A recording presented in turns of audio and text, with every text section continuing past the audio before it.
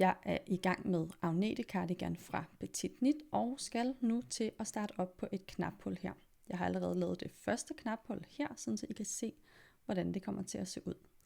Og inden man laver sit andet knaphul, som jeg skal til nu her, så skal man altså beslutte længden på sin cardigan. Så hvis du gerne vil have din cardigan lidt længere end opskriften, så skal der være lidt længere, inden du starter op på dit knaphul. Og hvis du gerne vil have den lidt kortere, så skal der være lidt kortere. Men jeg har altså nu 8 cm her fra toppen af mit knaphul og hertil. Når vi laver knaphullet, så starter vi med at strikke dobbeltstrik over stykket her. Og der strikker vi frem og tilbage, indtil at det har den rette højde.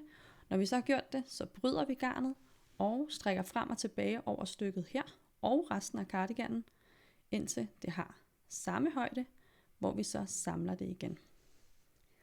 Så jeg starter altså med at strikke dobbeltstrik over de første 8 masker. Så jeg tager den første maske løs af med garnet foran arbejdet, strikker en ret, tager en maske løs af med garnet foran og strikker en ret, og det gør jeg altså over 8 masker.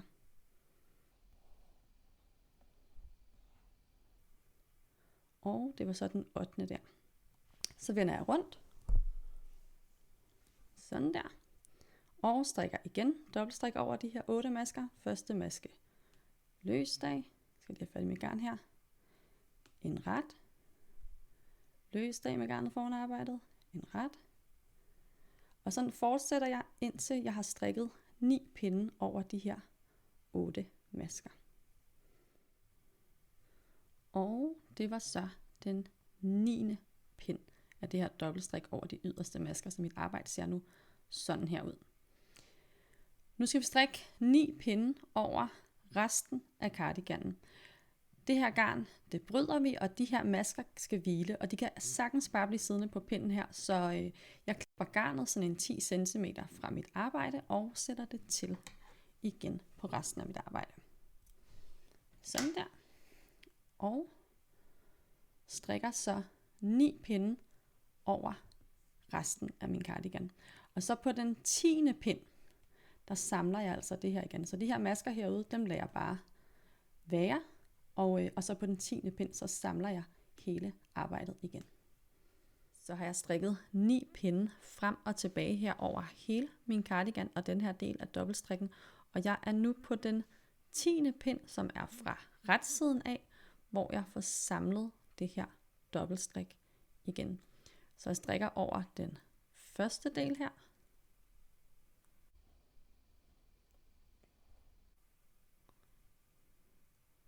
Og når jeg så har strikket alle masker her, så fortsætter jeg bare på den næste del.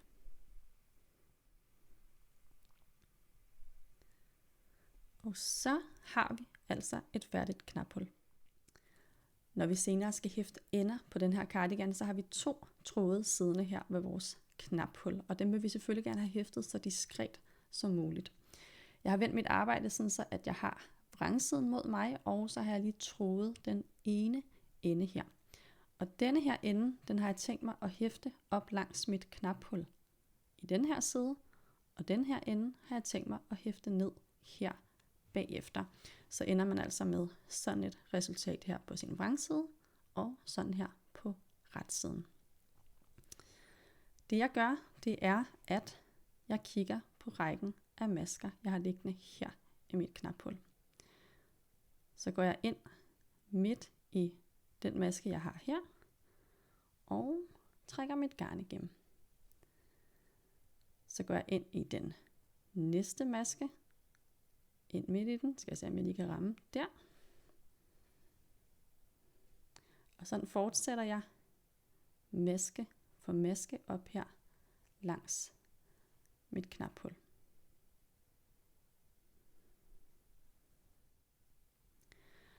Når jeg så er nået op til toppen af mit knaphul her, så fører jeg simpelthen bare min nål ind i midten af det her dobbeltstrik, så godt jeg nu kan.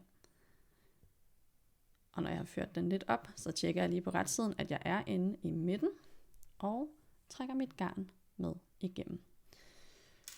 Så strammer jeg lige det her lidt til, så det lige bliver lidt foldet, og klipper garnet.